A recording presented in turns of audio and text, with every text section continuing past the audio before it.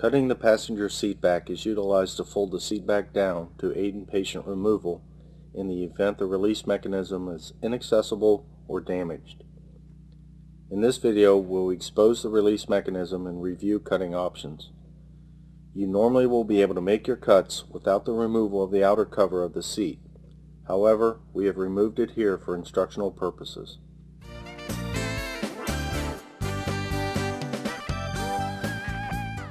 As the mechanism area is exposed, you can see the structures that we are dealing with.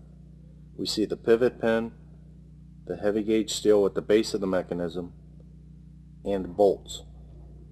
You should try to avoid the reinforced areas and cut the support that comes up into the seat back. This is the weakest point, and cutting it will allow the seat back to fold down. We must maintain control of the patient during this tactic.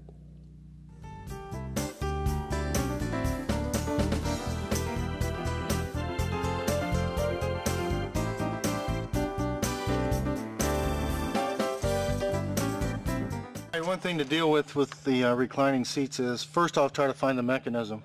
Find the mechanism side, release it. If it releases and the seat back goes back, great. But a lot of times during the wreck, those get jammed. So if you have to cut it, try to go to the mechanism side first.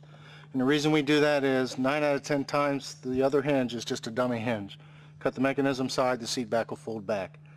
But a couple things you gotta look for on the seat mechanism.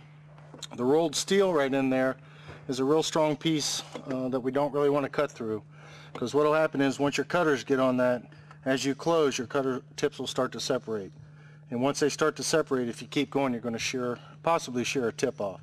So instead of cutting through that, all we need to do is expose it or know where it is, go above it to where the hinge is and cut through that area right there. That's the least amount of metal. We cut that, the mechanism doesn't matter anymore because we're cutting the seat away from the mechanism. Cut that side, the seat back should recline.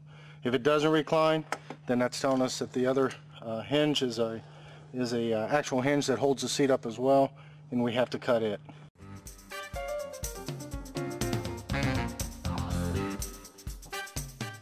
Always know where your rescue tool is in relation to the patient, and remember, no more than one way to accomplish your extrication goals.